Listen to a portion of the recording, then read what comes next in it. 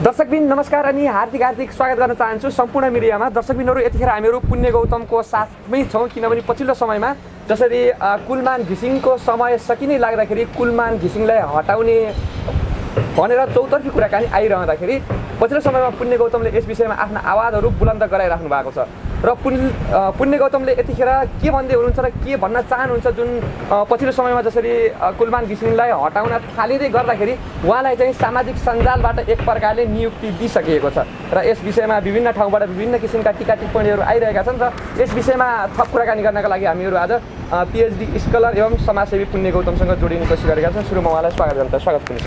हजुर, धेरै धेरै धन्यवाद, नमस्कार। सुरुमा मैले पृष्ठभूमिमा पनि थोरै बताइसकेको छु होइन। जुन कुलमान घिसिङको यतिखेर समय सकिँदैछ र चौतर्फी उहाँ नै चाहिन्छ भनेर कुरा आइरहेको छ र सामाजिक सञ्जालमा कुलमान घिसिङको नियुक्ति पनि भइसक्यो भनेर एक प्रकारले उहाँलाई सामाजिक सञ्जाल लगायत देशका विभिन्न हाम्रा नेपालीहरूले एक प्रकारले सामाजिक सञ्जालबाट नियुक्ति दिइसक्नु भएको छ। तपाईँ के भन्नुहुन्छ यसमा?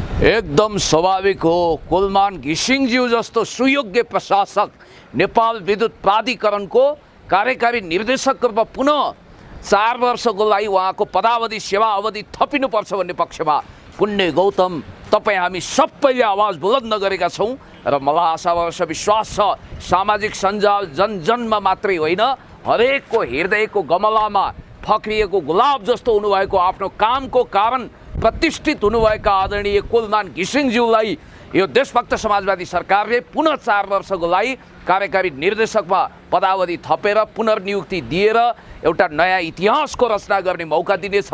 उहाँको जुन स्वर्णकाल अहिले व्यतीत भएको छ, उज्यालो नेपालको सपना यो देशभक्त समाजवादी सरकार सम्माननीय प्रधानमन्त्रीज्यू ऊर्जा मन्त्रीज्यू मार्फत कुलमानजीको पूर्ण क्षमता प्रयोग गरेर जसरी नेपाल लोड सेडिङ मुक्त देश भएको छ, अझै थातिरहेका योजना सफल बनाउनको निम्ति उहाँलाई पुनः 4 वर्षको लागि यो फेरि कार्यकारी निर्देशकको हट सिटमा बस्ने अनुमति अवश्य पनि मिल्नेछ, त्यो मौका मिल्नेछ।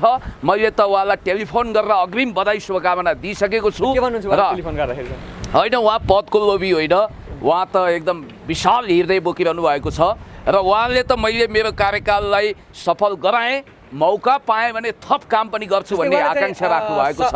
सफल उहाँले गराइराख्दाखेरि सबै नेपालीहरूले एक प्रकारले अहिले कुलमान घिसिङ नभएको भए चाहिँ जुन अन्धकारमय नै रहिरहन्थ्यो नेपाल भनिरहँदाखेरि जो उहाँभन्दा पहिला जुन कार्यकारी निर्देशक हुनुहुन्थ्यो विद्युत प्राधिकरणको होइन, उहाँले चाहिँ के भन्नुभएको छ भने एक अन्तर्वार्ता मार्फत चाहिँ उहाँले भन्नुभएको छ जुन काम हामीहरू चाहिँ तयारीपूर्वक गरिसकेका थियौँ र कुलमान घिसिङ आउने बित्तिकै त्यो काम पुरा सफल भएर चाहिँ यो भइरहेको भन्ने थियो। के पहिलादेखि नै जुन कुलमान घिसिङ नआइदिएको भए लोड सेडिङ अन्त्य हुन्थ्यो कि हुन्थेन? आफ्नो खराब कुकर्मको कारण मुकेश काफ्लेज्यूको विषयमा एउटा मुकेश काफ्ले फोबिया भएको छ। कुलमानजीको असल काम उत्कृष्ट सेवा बापत कुलमान मेनिया भएको छ नेपाली समाज। यो स्वाभाविक हो र मैले त भनेको छु कि भदौ 29 गतेपछि पदावधि उहाँको समाप्त हुने छैन, फेरि म्याद थपिनेछ। हामीले अग्रिम बधाई शुभकामना दिएका छौँ। खादा र माला लगाउन यो लकडाउन कोरोना आदि इत्यादिको कारण हामी त्यसलाई चिर्र भने पनि आउँछौँ भनेका छौँ। जहाँसम्म मुकेश काफ्लेज्यूको कुरा छ, तस्बिर आफै बोल्छ। यो 1000 शब्दभन्दा शक्तिशाली काम हुन्छ, एउटा तस्बिर हुन्छ, मसँग केही तथ्य र तथ्याङ्क छ। मुकेश काफ्लेज्यू र कुलमान घिसिङज्यू मेरो दुवैजना आमापट्टिको पनि होइन मामापट्टिको पनि होइन। कतिपयले भन्लान् पुण्य गौतमको पनि पुर्ख्यौली थलो रामेछापबाट माइग्रेट भएर निजगढ झर्नुभयो र कुलमानजी पनि रामेछापमा जन्मिनुभयो। कुलमानजीका आफन्तहरू संयुक्त जनमोर्चामा हुनुहुन्थ्यो होला, के हुनुहुन्थ्यो होला, बेग्लै कुरो कुलमानजीले राजनीति गर्नु भएन।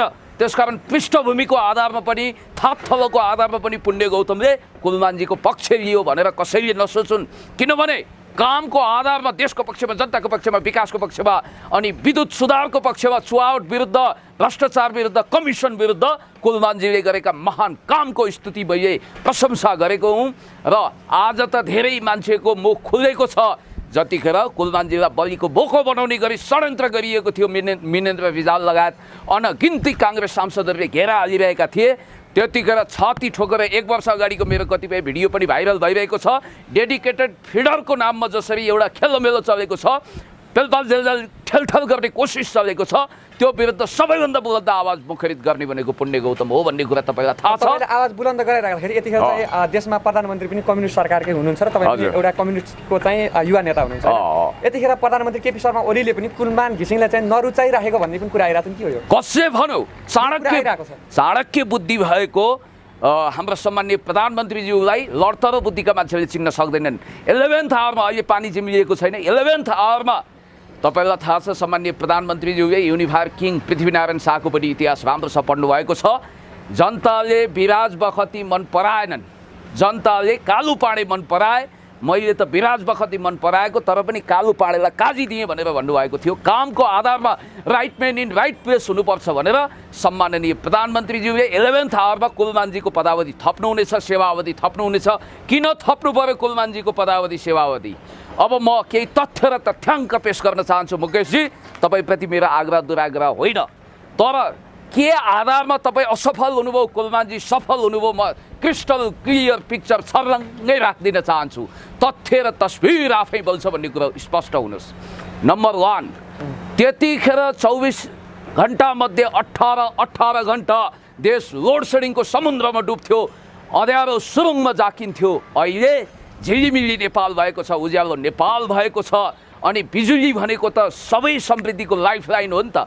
बहुआयामिक सम्बन्ध छ। लहर तान्दा पहरो गर्जिन्छ, विद्यार्थीहरूले राम्रो पढ्न पाए। सञ्चार मिडियाहरू के कारणले फस्टाए? यही बिजुलीको कारण होइन। अनि उद्योग धन्दाहरू फस्टाएका छन्। यस कारणले गर्दाखेरि लोड सेडिङ मुक्त देश घोषणा गर्ने अनि त्यो अनुसार काम गर्ने कुलमानजीको कामलाई 18 घन्टा मुकेशजीको पालामा लोड सेडिङ, अहिले लोड सेडिङ छैन।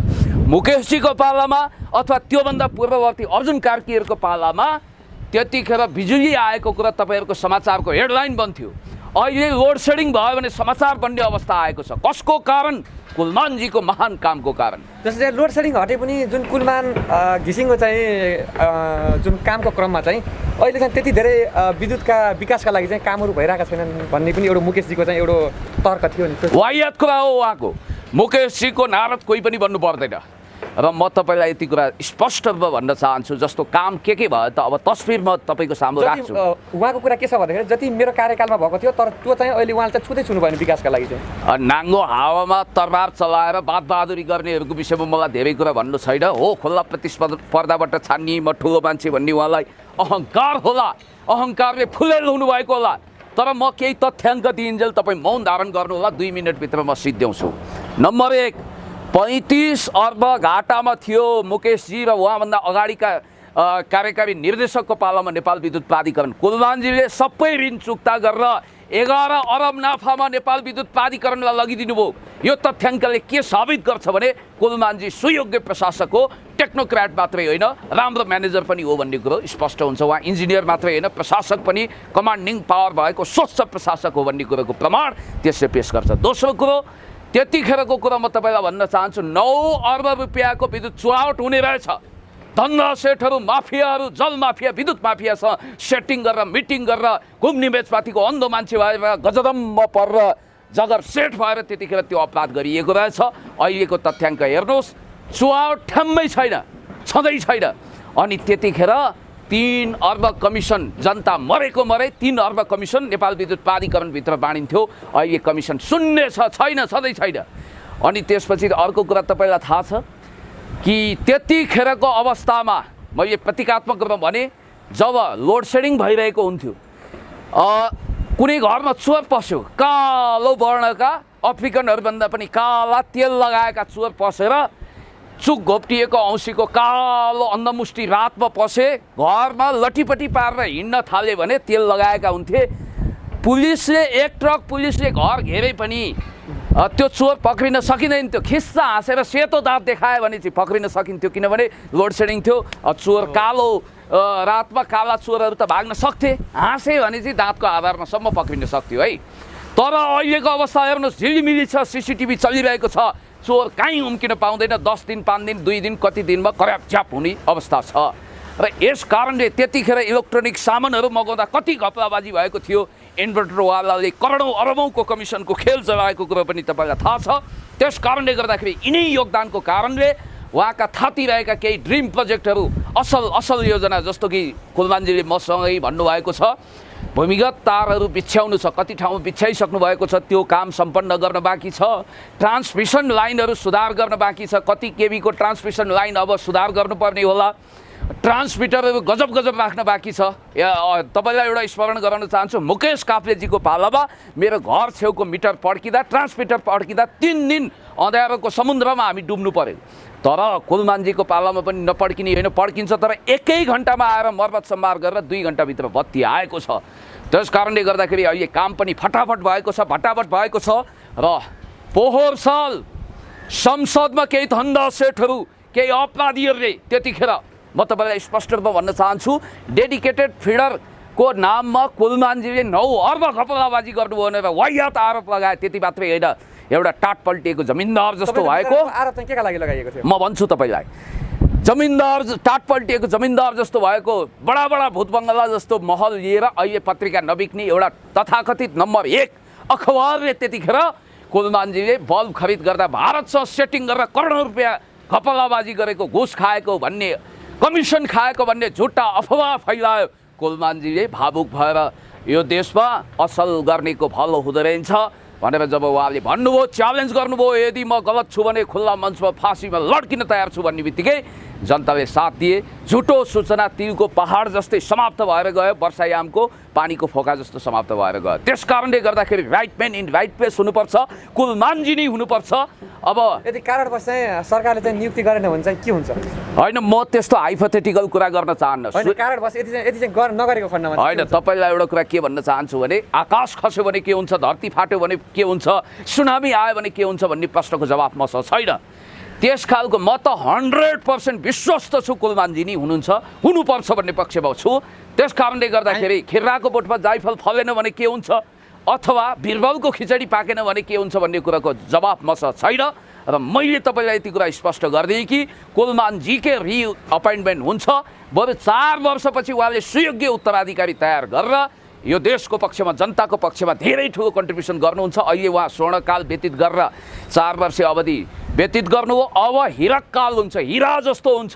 त्यसैले गर्दा म भन्छु कुलमानजी तपाईँलाई धन्यवाद छ। लोसे, अकर्मण्य, कामचोर, तदर्थवादी, भोलि भन्दा भन्दै महाराज मलाई बक्सेस होली भनेर भानुभक्तले कविता लेखे जस्तै अपवादमा राम्रा कुलमानजी जस्तो कर्मचारीलाई सेल्युट गर्छु। तर धेरै लोसे, अकर्मण्य कर्मचारीले थङथिलो भएको हाम्रो प्रशासन, न्यायालय आज कुलमानजी जस्तो मरुभूमिको बर्सात टाइपको राम्रा राम्रा कर्मचारीले गर्दा ग्लोरिफाइड भएको छ। के नेपालमा लडतरा प्रशासकहरू मात्रै छन्? कम राम्रा प्रशासक छन्। हिजो सरदार यदुनाथ खनालको कुरा गर्नुहोस्, अल टाइम बेस्ट लेजेन्डरी अमेरिकी diplomat Henry Kissinger on China लेख्नुभयो, पिङपङ डिप्लोमेसी गर्नुभयो। उहाँले समेत मुक्त कण्ठले तारिफ गरेको सरदार यदुनाथ खनाल जीवित भएको देश भनेको नेपाल हो। सरदार भीमबहादुर पाण्डेसँग भारतीय प्रशासकहरू आई टु आई कन्ट्याक्ट गरेर कुराकानी गर्न सक्दैनथे। त्यसै गरी अरू अनगिन्ती प्रशासक, श्रीकान्त रेग्मी जस्ता दिग्गज प्रशासक भएको देश हो। र कुलमानजी, म तपाईँलाई भन्न चाहन्छु तपाईँको कामको उचित तारिफ हुन्छ, तपाईँ अगाडि बढ्नुहोस्। पक्कै पनि कुलमान घिसिङलाई हामीहरू पनि चाहन्छौँ, किनभने दर्शकबिनहरू जुन पछिल्लो समयमा आजभन्दा केही वर्ष अगाडि जसरी हामीहरू अन्धकारमा बस्नु परेको थियो र आज चाहिँ जुन नेपालमा एउटा उज्यालो ज्योति छाएको छ भनेर भन्नुपर्छ, दिउँसो र अँध्यारोमा चाहिँ के जुन पुण्य गौतमले भने सर ऊ बेलामा चाहिँ जुन चोर लाग्ने ठाउँमा अहिले चोर पनि त्यति धेरै लागेका छैनन्। जुन रातिमा त्यति बेलाको रातिमा चोर लाग्दाखेरि चोर हाँस्यो भने सेतो दाँत देखिन्थ्यो र अहिले चाहिँ चोरहरू ठाउँको ठाउँ समाउन सकिन्छ भनेर पनि उहाँले भन्नुभएको त्यो जायजी कुरो। थोरै म पुण्य गौतमलाई थोरै प्रश्न जोड्न चाहन्छु। जुन चाहिँ मुकेश काफ्ले हुनुहुन्थ्यो नि, उहाँले एउटा अन्तर्वार्तामा भन्नुभएको छ कुलमान घिसिङले के राम्रो काम गर्नुभयो र मैले के नराम्रो काम गरेको छु, यस विषयमा चाहिँ तपाईँहरूले चाहिँ छानबिन गर्नुहोस्। छानबिन गरेर म चाहिँ सजायको भागी हुन म तयार छु। तर त्यसमा चाहिँ कुलमान घिसिङले कतिसम्म राम्रो काम गर्नुभएको छ त्यसको लागि कुलमान घिसिङलाई पनि छानबिन गरेँ, त्यसमा चाहिँ म तयारी छु, आफूले चाहिँ सजाय भोग्नको लागि भन्नुभएको के हो? मुकेश काफ्लेजीको प्रवक्ता हामीलाई किन भन्नुभयो र? होइन, जस्तै उहाँले जे भन्नुभएको छ उहाँको चाहिँ प्रश्न जायज हो कि उहाँ चाहिँ उम्किने कोसिस गर्नुभएको? दुधको साक्षी भिरालो जस्तो हो यो, त पानीमाथिको ओभानो बन्ने चेष्टा गरेको। उहाँ त उम्किन खोज्नुभयो। मैले अघि नै भनिदिएँ तपाईँलाई, उहाँको पालामा 35 अर्ब रुपियाँ विद्युत प्राधिकरण घाटामा थियो। अहिले कुलमानजीको पालामा सबै ऋण चुक्ता गरेर 15 अर्ब नाफामा छ। उहाँको पालामा 8 अर्ब 9 अर्ब रुपियाँ त्यहाँ चुहावट हुन्थ्यो। कुलमानजीको पालामा चुहावट ठप्प छ, 1 रुपियाँ पनि छैन। त्यति मात्रै होइन, तपाईँलाई अर्को कुरा पनि थाहा छ कि कुलमानजीको पालामा, उहाँको पालामा 3 अर्ब चान्चुने हो 300 करोड रुपियाँ त्यहाँ कमिसनहरू बाँडिन्थ्यो, अहिले ठप्पै छ यी कुराहरू। अनि अर्को कुरो, मुकेश काफ्लेज्यू तपाईँको पालामा खोलाहरू झोलामा राखियो, भारतले कब्जा गरेको थियो धेरै ठाउँ, अहिले खोलाहरू कब्जा गरेको थियो, उसले नेसनल ग्रिडमा धेरै विद्युत आउन पनि दिँदैन थियो। अहिले 1500 मेगावाट बिजुली, तपाईँको पालामा 800 मेगावाट, ठ्याक्कै डबल 1500 मेगावाट बिजुली अहिले नेसनल ग्रिड अर्थात् केन्द्रीय प्रसारण लाइनमा जोडिएको छ। अब तपाईँ आफै भन्नुहोस्, यी तथ्य र तथ्याङ्कको आधारमा तपाईँ कसरी तपाईँले पास मार्क पनि ल्याउनु भएन, ग्रेस मार्क दिँदा पनि पास हुनु भएन, कुलमानजीले डिस्टिङसन ल्याउनु भयो, बोर्ड फर्स्ट हुनको निम्ति आतुर हुनुहुन्छ। अब 4 वर्ष कार्यकालपछि वा बोर्ड फर्स्ट मात्रै होइन, अल टाइम बेस्ट नेपालमा एउटा अमर प्रशासकको रूपमा अहिले उहाँले ख्याति कमाउनु भयो, त्यसलाई 7औं आसमानमा पुर्याएर मात्रै 4 वर्षपछि नेपाललाई विद्युतीकरणको मामिलामा विश्वकै नमुना देश बनाएर उहाँको विदाई हुनेछ। थ्याङ्क यू सो मच हजुरलाई। अर्को कुरा म तपाईँलाई भन्छु, कुलमानजीको विषयमा हो, 4 वर्षपछि उहाँले सुयोग्य उत्तराधिकारी बनाउनु हुनेछ। ग्रेसफुल एक्जिटको कुरा गर्नेहरूलाई म भन्न चाहन्छु, राम्रो काम गर्नेलाई सेवा अवधि थप्नुपर्छ। सम्मानजनक घाम जुन भएसम्म कोही पनि बाँच्दैन, अष्टजीवनजीवी कोही पनि छैन, विदाई हरेकको हुन्छ। यो ग्रहलाई त विदाई गर्नुपर्छ मान्छेले भने, जागिरबाट त विदाई हुनैपर्छ, स्थायी भन्ने चिज कमै हुन्छ। त्यसैले अनि अर्को कुरा चाहिँ आजकल हाम्रो फेसबुकै फन्डा ज्यादै चल्यो क्या, राम्रो काम गर्यो कि त्यसलाई मन्त्री प्रधानमन्त्री भनिदिइहाल्ने। मैले पनि गजब बोलेँ भने पुण्य गौतमलाई पिएम बनाउनुपर्छ, प्रधानमन्त्री बनाउनुपर्छ, मन्त्री बनाउनुपर्छ भनेर एउटा कल्पित फेसबुकै मन्त्रीमण्डलमा राखिदिइहाल्ने, केही कुरो चित्त बुझेन गिराइहाल्ने, यो खालको फेसन पनि छ। म भन्न चाहन्छु, म त राजनीति गर्ने मान्छे हो, 11 वर्षदेखि होस सम्हालेदेखि छु। हाम्री एउटी दिदी हुनुहुन्छ, यो रेडियो नेपाल हो, अब म फलानीबाट समाचार सुन्नुहोस् भनेर कहिले समाचार भन्ने, कहिले छड्के तिलरी झुम्के बुलाकी लगाएर छमछम तीज नाच्ने, तीजको रहर आयो बरिलाई, तीजको रहर आयो बरिलाई भन्दै तीज गाउने हाम्री दिदी आज रोदी गरेर इन्द्रेणीलाई शून्य बनाएर टुहुरो बनाएर संसदमा पुग्नु भएको छ। यो पुण्य गौतम 11 वर्षको उमेरदेखि होस सम्हालेदेखि PhD स्कलर, त्यो पनि राजनीतिक शास्त्रमा। हामी चाहिँ सडकमा कराइरहेका छौँ, right man in right place भयो त दिदीको कारण रोदीगर ठप्प भयो। हाम्रो ठाउँ भनेको चाहिँ संसद हुनुपर्ने। सम्माननीय प्रधानमन्त्रीज्यूले यसको पनि इभ्यालुएसन गर्नुहोला। अमिताभ बच्चनको एउटा कन्फेसन्स याद गरौँ, हेमावती नन्दन बहुगुणा जस्ता भावी प्रधानमन्त्री भनिएको थियो, 7 सिँढीबाट खसालेर इलाहाबादको सिटबाट 1985 मा जित्ने हेमावती नन्दन बहुगुणा भन्दा कता हो कता कद्दावर नेता भएका अमिताभ बच्चन, राजीव गान्धीको कुर्सीको खुट्टा अब यसले भाँच्छ, यो नै हो भावी प्रधानमन्त्री भनेर अमिताभ बच्चनको विषयमा धुपधुवार भयो, हनुमान चालिसा जपियो, अनि गीता जपियो, आरती उतारियो, तर बफोर्स कथित बफोर्स काण्ड लगाएर अमिताभ बच्चनलाई 7 सिँढीबाट खसाले। अमिताभ बच्चनको एउटा कन्फेसन्स छ, उहाँले भन्नुभएको छ राजनीति भनेको ज्याद्रो छाला भएका चाम्रो संवेदना भएका मान्छेले गर्ने कुरा हो, मेरो बसमा छैन भन्नुभएको थियो। भन्नुहोस्, अमिताभ बच्चन जोसँग हात मिलाउँदाखेरि 1 हप्ता मान्छेले हात धुँदैन थिए, त्यस्तो all time best legendary actor Amitabh Bachchan पनि असफल हुनुभयो। भले रोनाल्ड रेगन अमेरिकामा राष्ट्रपति हुनुभयो होला कलाकारिताबाट, एकजना क्रिकेटर खेलाडीको रूपमा त दिग्गज, तर राजनीतिमा अनाडी ब्याटिङ र बलिङ खुब गर्न जाने, राजनीतिको ब्याटिङ बलिङ गर्न नजानेकोमा अहिले पछुताइरहनु भएको छ इमरान खान। त्यसकारण भ्लादिमिर जेलेन्स्की नामक the servant of people mega सिरियलबाट उदाएका भ्लादिमिर जेलेन्स्की युक्रेनको राष्ट्रपति हुनुभयो, तर आज राजनीतिमा उहाँ पेट्रो पेरिसिनकोलाई त जित्नुभयो तर सफल भइरहनु भएको छैन। त्यस कारणले गर्दाखेरि रवि लामिछानेज्यूको इच्छा मैले बुझेको के भने, उहाँको आदर्श भनेको बाराक ओबामाले सूचना तथा सञ्चार कम्युनिकेसन मिनिस्टर अफर गर्दा पनि sorry I am not fit for politics भन्ने ल्यारी किङ नै उहाँको आदर्श हो। BBC CNN को लेजेन्ड प्रस्तुता विजय कुमार हो, भूषण दाहाल हो। त्यस कारणले गर्दाखेरि उहाँको पथ त्यतातिर तेर्सिन्छ। अनि त्यसपछि मैले भन्न खोजेको कुरा यही हो कि कुलमानजीलाई पनि आज मन्त्री प्रधानमन्त्री भन्दै बिरदावली गाइएको छ, स्तुति आरती गरिएको छ। हो, कुलमानजी आफ्टर रिटायरमेन्ट राजनीति गर्न चाहनु हो भने उहाँ मन्त्री हुनु होला, प्रधानमन्त्री राष्ट्रपति हुनु होला, तर योग्य हुनुहुन्छ कि हुनुहुन्न होइन। हर कोही नागरिक आदर्शवादी राम्रो नागरिक योग्य हुन्छ, तर उसको रुचि पनि बुझ्नु पर्यो नि त। तपाईँलाई थाहा छ महाकवि लक्ष्मीप्रसाद देवकोटा यति नाम कमाउनु हो, यति लामो लामो सिरुपाते दारी जुङ्गा पालेका भेडा भनेर चिनिने, भेडा भनेको फेरि अन्यथा नलिनुहोस् भेटनरी डाक्टर केआई सिंह प्रधानमन्त्री भइसकेको पछि डाक्टर केआई सिंहले भन्नुहुन्थ्यो रे, लक्ष्मीप्रसाद देवकोटा शिक्षा मन्त्री हुँदाको क्याबिनेटको प्रधानमन्त्री म भनेर हेर्नुहोस्, एउटा शिक्षा मन्त्रीप्रति गर्व हुन्थ्यो भन्ने बित्तिकै ठुलो को हो त? जननेता कमरेड मदन भण्डारी पुष्पलाल ठुलो पदमा पुग्नु भएन, राष्ट्रपति प्रधानमन्त्री भन्दा टप हुनुभयो कि भएन? यो पुण्य गौतम पनि आज सांसद मन्त्री छैन, तर सांसद मन्त्रीभन्दा बढी आवाज सुनवाई गरेको काम देखिने हाम्रो। त्यस कारणले गर्दाखेरि अन्तिममा म यही कुरा भन्छु कि पदले मान्छे ठुलो हुँदैन, त्यो प्रतिष्ठा गरेको कामको आधारमा इभ्यालुएसन हुन्छ। पद ताग्दै हिँड्नु पर्दैन, आफ्नो क्षेत्रमा स्वयम्भू हुनुहोस्, दिग्गज हुनुहोस्। ठिक छ ठिक छ, आज तपाईँले यही विषयमा र अर्को एउटा रमाइलो र विडम्बनाको कुरो के भन्न चाहन्छु भने कलाकारहरूको लागि खुसीको कुरा हो। यो देशको पूर्व प्रधानमन्त्री मरिचमान सिंहलाई युट्युबले चिन्दैन। मरिचमान सिंह टाइप गर्नुहोस्, बल्छी धुर्पे देखिन्छ। त्यस कारणले कलाकारको त सम्मान भयो होला। अब भन्नुहोस्, प्रधानमन्त्री हुँदा पनि त मान्छे चिनिँदा रहन्छन् नि त।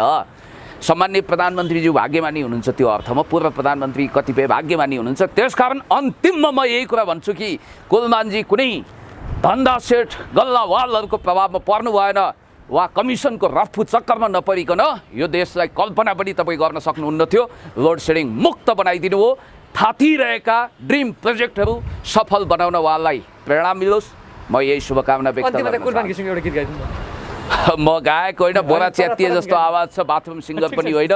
कुलमानजी र मेरो भेट कहिले भयो यो अचम्म लाग्ला तपाईँलाई। रामेछापबाट निर्वाचित हुनुभएका पूर्व सांसद कमल चौलागाईको दाबी अनुसार हाम्रो भेट चाहिँ 49 सालमा। जस्तै तपाईँले कुलमान घिसिङलाई चाहिँ सपोर्ट गरिरहँदा, हजुर, तर युवराज खतिवडाले त कुलमान घिसिङलाई को बारेमा खासै राम्रो त कुरा गर्नु भएको थिएन नि। अस्ति सामाजिक सञ्जालले बनाइदिनु भयो उहाँलाई। होइन, सामाजिक त्यो त यस्तो सामाजिक सञ्जालले पनि बनायो, अब हामी पनि बनाउँछौँ भन्न खोज्या हो। त्यो फेसबुक उहाँको विचार हेर्दा त त्यस्तो लाग्ने थिएन। होइन, उहाँको विचार भन्दा नि सम्माननीय प्रधानमन्त्रीको विचार आइहाल्छ, अन्तिममा हेर्नु होला त्यो हुन्छ।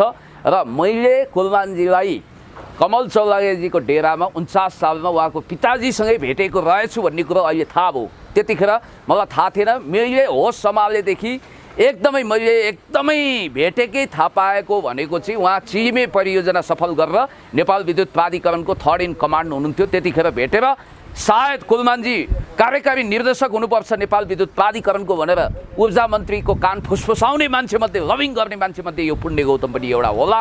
यसको मलाई श्रेय चाहिँदैन। र कुलमानजी र मेरो भेटघाटको विषयमा एउटा सानो टुक्रा सुनाउन चाहन्छु। नारायण गोपालकै गीत हो, चिनारी हाम्रो धेरै पुरानो रहे झै लाग्दछ भन्ने गीत सुहाउँछ।